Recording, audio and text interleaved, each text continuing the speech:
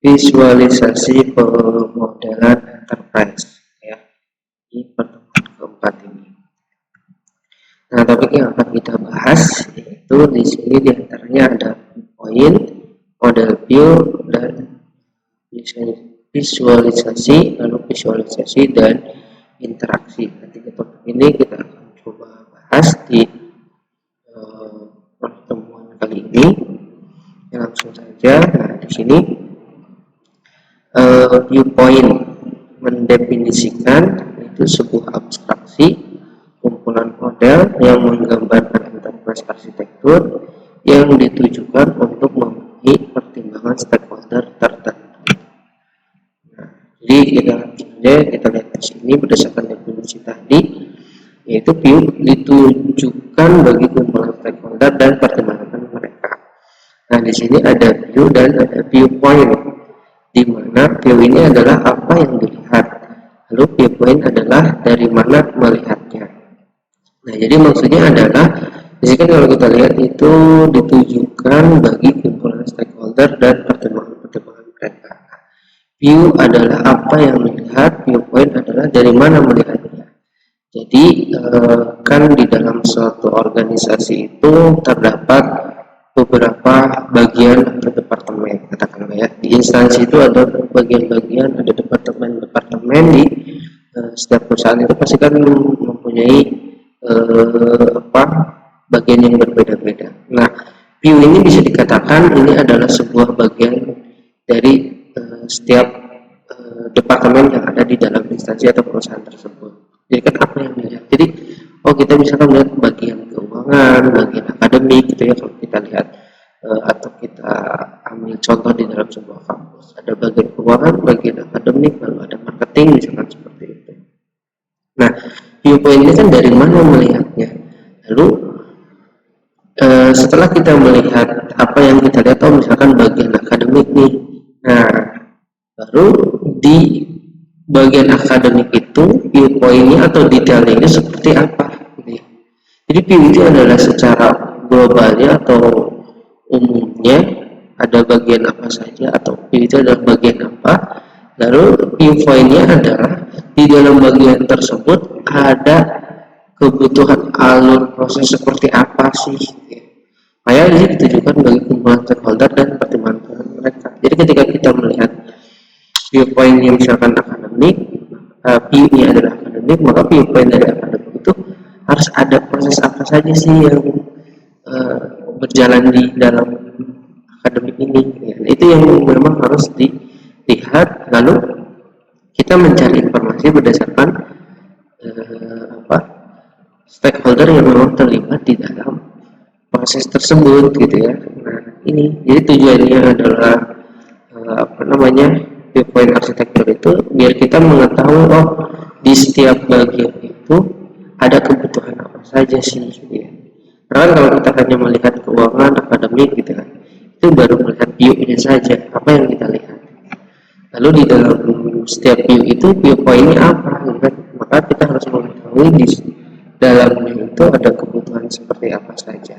Nah, itu yang dikatakan dengan view dan viewpoint. Ya, intinya sih tetap berkaitan dengan stakeholder gitu ya. Apapun yang memang kita coba rancang, kita siapkan ya berkaitannya dengan stakeholder.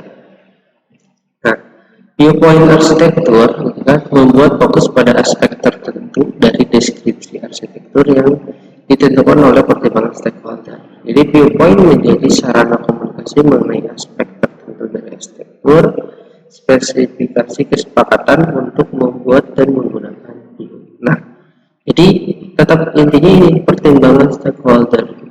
Viewpoint membuat fokus pada aspek tertentu dari deskripsi arsitektur ditujukan oleh pertimbangan stakeholder. Tadi kan makanya ketika kita merancang sesuatu, membuat sesuatu di dalam sebuah arsitektur itu, maka stakeholder ini pasti akan selalu dilibatkan karena memang dirasa sangat penting gitu ya. Dirasa sangat penting, ada kebutuhan untuk stakeholder ini harus seperti apa. Karena kalau tidak kita libatkan, maka ya nanti pasti akan ada timbul ketidaksesuaian ya. cocokan antara yang dibuat dengan yang diharapkan oleh stakeholder itu. Ya, jadi ketika kita merancang sebuah arsitektur, maka perlunya kita meminta atau memberikan sebuah proses kepada stakeholder itu untuk mereka memberikan pertimbangan agar apa yang dibuat itu sesuai dengan yang mereka harapkan. Tujuannya ke arah sana. Karena kalau nggak sesuai ya tadi balik lagi akhirnya dari awal lagi. Ya. Nah, untuk pertimbangan stakeholder sendiri atau viewpoint itu kita bisa melihat juga stakeholder itu kan ada beberapa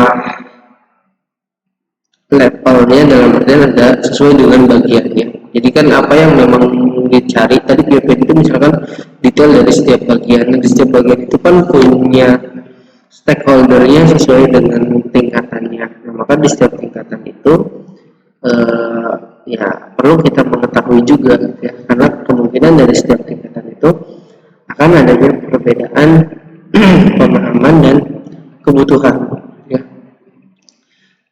Misalkan di sini kayak end user, apa dampak sistem baru terhadap aktivitas pengguna. Nah, end user kan seorang stakeholder atau stakeholder yang memang menggunakan sebuah sistem. Ketika adanya perubahan atau pembaharuan sistem, apa sih yang berdampak bagi mereka? Karena kan harus ada penyesuaian ya, antara sistem yang berjalan dengan sistem yang baru nanti. Nah, maka kan perlu kita mengetahui alur yang berjalan itu seperti apa. Nanti ketika ada sistem yang baru, itu kan harus didiskusikan juga. Oh, kalau alurnya seperti A, B, C, D, apakah akan lambat atau seperti apa? Nah, itu makanya pertimbangan stakeholder itu perlu kayak operational manager, apa teknologi baru yang harus disiapkan. Nah, ini kan lebih ke operational manajernya pertanyaan ini, karena memang di setiap bagian pasti kan ada seorang manajer gitu kan, yang mengetahui kondisi dan kebutuhan di bagian-bagian tersebut gitu ya. Sehingga dia bisa memilah, oh ini kebutuhannya A, B, C, ini kebutuhan C, D, E gitu ya, agar ya sesuai dengan yang diharapkan. Jadi jangan sampai yang dibutuhkan apa, yang disediakan apa gitu ya.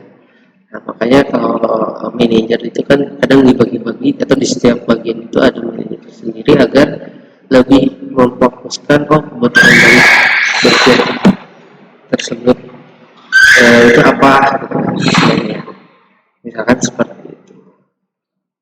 Nah ya, jadi di sini stakeholder itu ada beberapa bagian sesuai dengan tingkatannya, dan viewpoint atau hal yang dicari dari setiap tingkatan tersebut pun kan harus disesuaikan lagi gitu ya, agar terjadinya kesesuaian antara kebutuhan gitu ya dengan kondisi sebuah rancangan yang akan dibuat nantinya. Nah, berikutnya di sini ada model, view, dan visualisasi. Oke, di mana prinsip yang harus diperhatikan adalah pemisahan antara konten view dengan penyajian visualisasi dari view.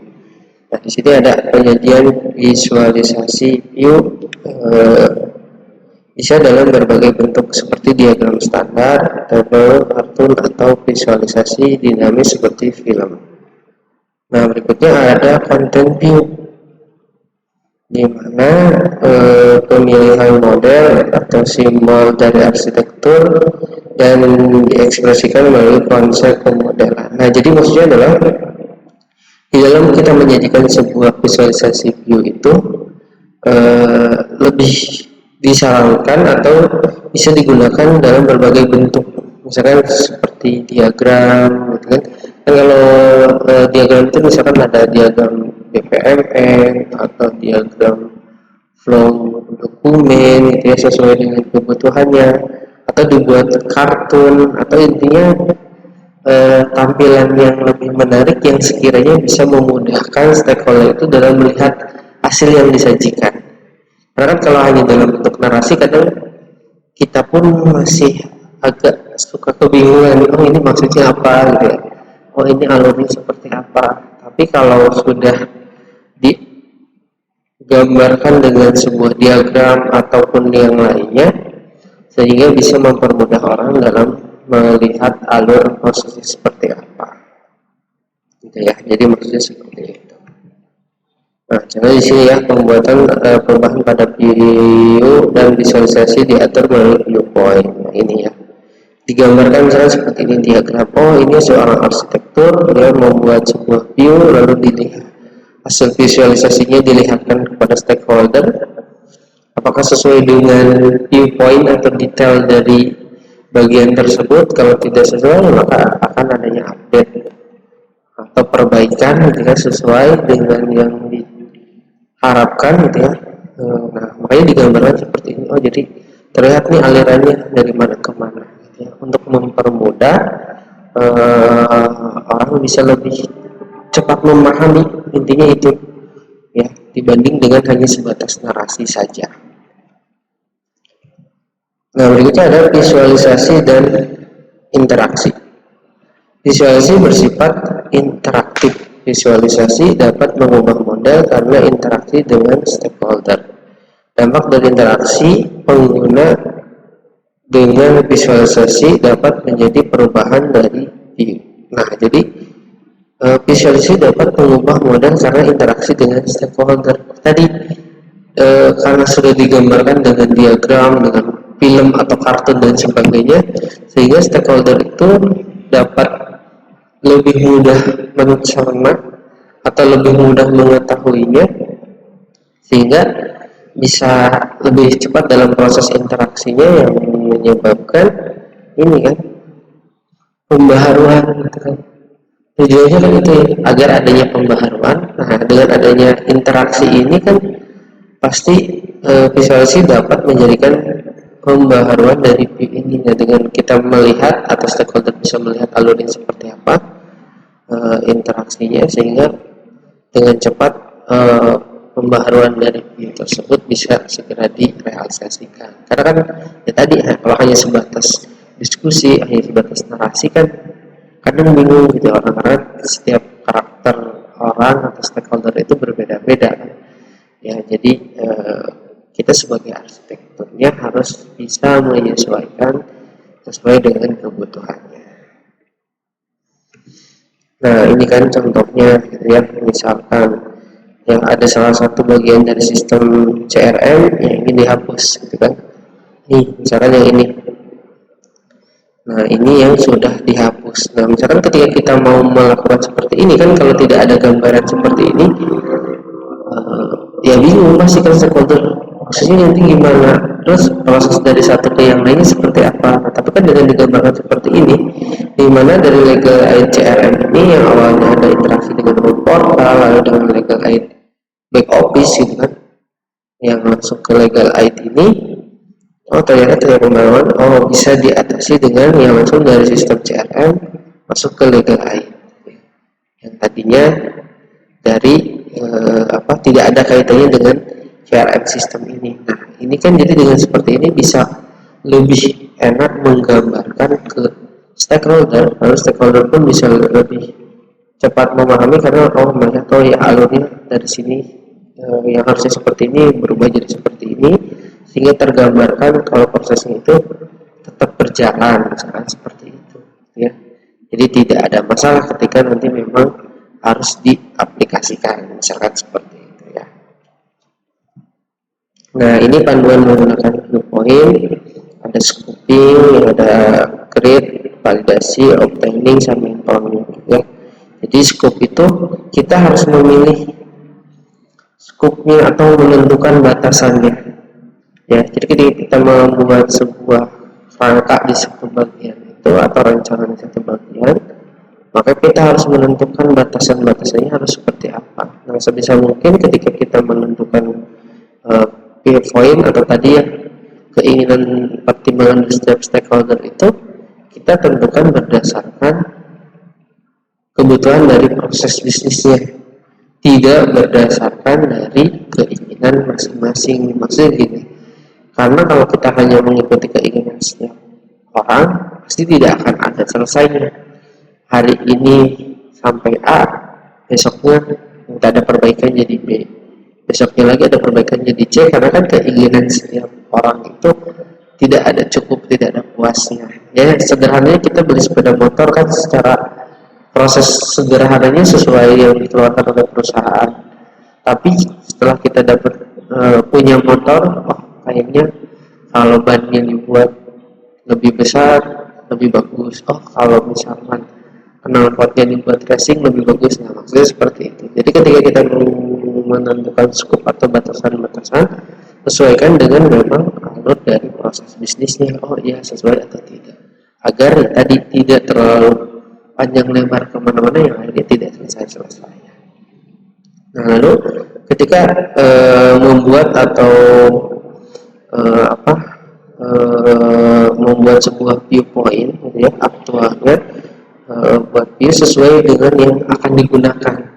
Ya misalkan karena kita mau terkait tentang sistem akademik atau bagian akademik, ya, maka kita nggak harus bikin tentang pendaftaran mahasiswa barunya atau tentang pembayaran SKS-nya, karena itu akan ada di bagian yang lain. Nah, gitu ya. Jadi ketika membuat sebuah viewpoint tentang akademik, yaitu lingkup akademik saja, agar mempercepat proses dan tidak sia-sia nantinya. Ya. Lalu berikutnya adalah validasi persetujuan dari stakeholder, gitu kan, sesuai dengan yang memang diharapkan. Ya, setelah ditentukan batasan, lalu dibuat berdasarkan kebutuhan, lalu divalidasi oleh stakeholder sesuai dengan memang yang diharapkan oleh stakeholder, gitu ya. Kalau sudah divalidasi, baru dibuatlah sebuah kesepakatan. Oh ya, berdasarkan hasil yang sudah coba dibuat, setuju, nah baru disepakati agar ya nanti kedepannya bisa diinformasikan ke stakeholder yang lain. Maksudnya setelah tujuan disepakati apa? Agar tidak adanya perubahan di satu waktu tertentu, gitu ya. Jadi jangan sampai udah disetujui tiba-tiba berubah lagi. Ya makanya perlu adanya kesepakatan, dan terakhir perlunya diinformasikan ke seluruh stakeholder yang memang terlibat atau berkaitan dengan arsitektur tersebut, gitu ya. Nah, mungkin itu saja sih materi untuk kali ini, tidak terlalu panjang lebar, gitu ya. Jadi silakan kalau nanti ada yang ingin ditanyakan, boleh langsung ditanyakan saja. Mungkin seperti biasa ada pertanyaan yang ingin saya sampaikan ke kalian. Dua pertanyaan. Yang pertama, apa sih yang dimaksud dengan viewpoint, gitu ya? Nah, yang pertama. Yang kedua, kenapa viewpoint itu dianggap cukup penting dalam sebuah proses arsitektur? Itu saja mungkin dua pertanyaan dari saya, dan silakan dijawab seperti biasa, diupload ke e-learning di sesuai topik yang sudah saya siapkan. Oke, itu saja saya cukupkan untuk pertemuan kali ini. Kurang lebihnya mohon maaf. Wassalamualaikum warahmatullahi wabarakatuh.